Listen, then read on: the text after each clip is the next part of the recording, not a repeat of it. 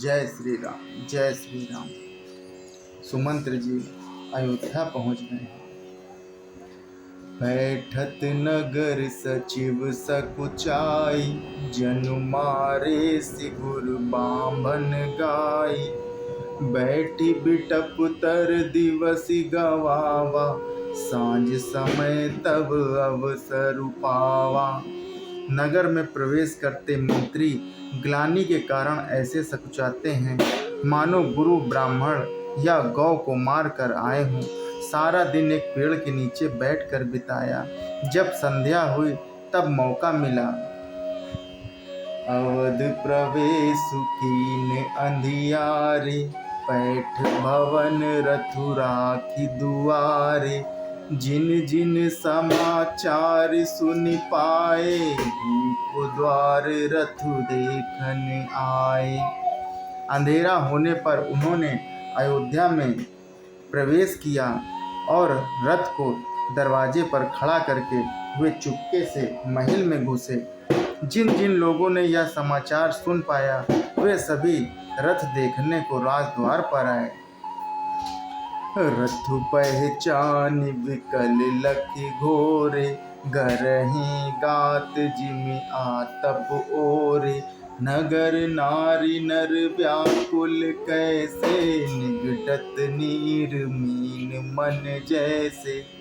रथ को पहचान कर और घोड़ों को व्याकुल देखकर उनके शरीर ऐसे गले जा रहे हैं, क्षीण हो जा रहे हैं जैसे घाम में ओले। नगर के स्त्री पुरुष ऐसे व्याकुल हैं जैसे जल के घटने पर मछलियां व्याकुल हो जाती हैं।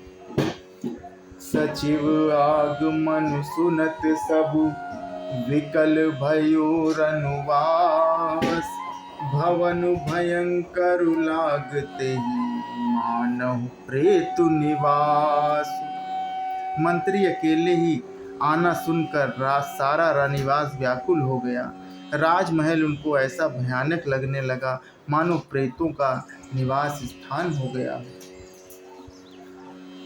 अति आरीत सब पूछहि रानी, उतरउ न आव विकल भई बानी।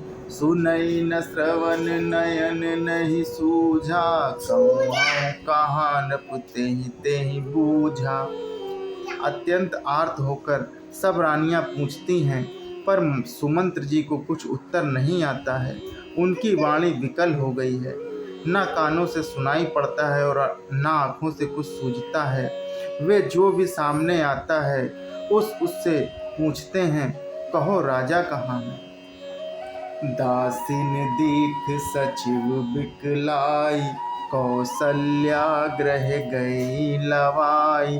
जाई सुमंत्र दीख कस राजा, आमय रहित जनु चंदु विराजा। दासियां मंत्री को व्याकुल देखकर उन्हें कौशल्या जी के महल में लिवा गई। सुमंत्र जी ने जाकर वहां राजा को कैसा बैठे देखा मानो बिना अमृत का चंद्रमा हो। आसन शयन विभूषण हीना, परउ भूमि तल निपट मलीना।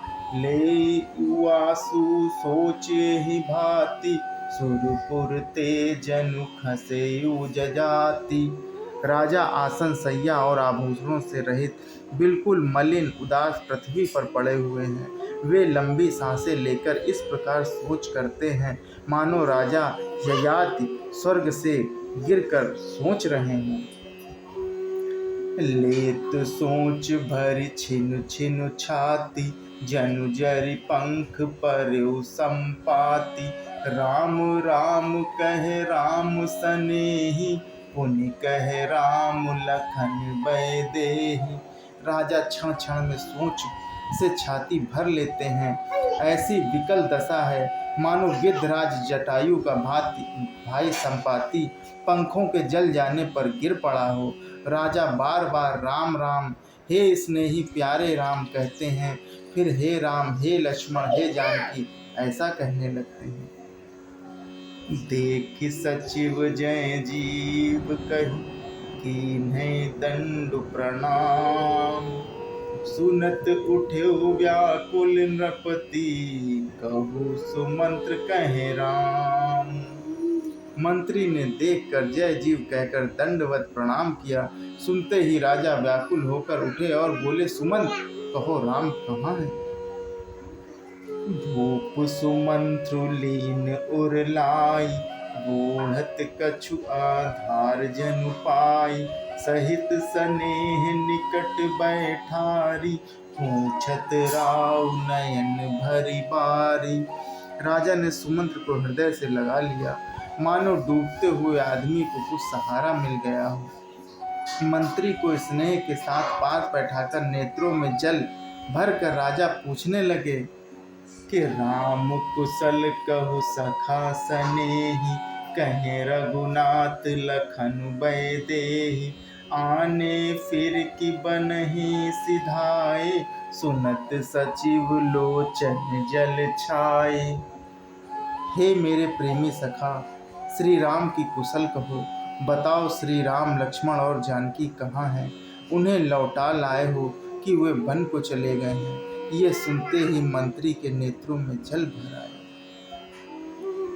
शोक विकल पुनि पूछ नरेशु, कह सिय राम लखन संदेशु।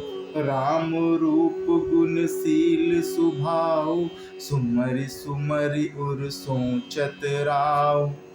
शोक से व्याकुल होकर राजा फिर पूछने लगे, सीता राम और लक्ष्मण का संदेशा तो कहो। श्री रामचंद्र जी के रूप गुण शील और स्वभाव को याद कर करके राजा हृदय में सोच करते हैं। राव सुनाई दीन बनवासु, सुन मन भयो न हरसु हरासु। सो सुत बिछुरत गए न प्राणा, को पापी बड़ मोहि समाना। और कहते हैं, मैंने राजा होने की बात सुनाकर वनवास दे दिया। यह सुनकर भी जिस राम के मन में हर्ष और विषाद नहीं हुआ, ऐसे पुत्र के बिछड़ने पर भी मेरे प्राण नहीं गए, तब मेरे समान बड़ा पापी कौन हो। जय श्री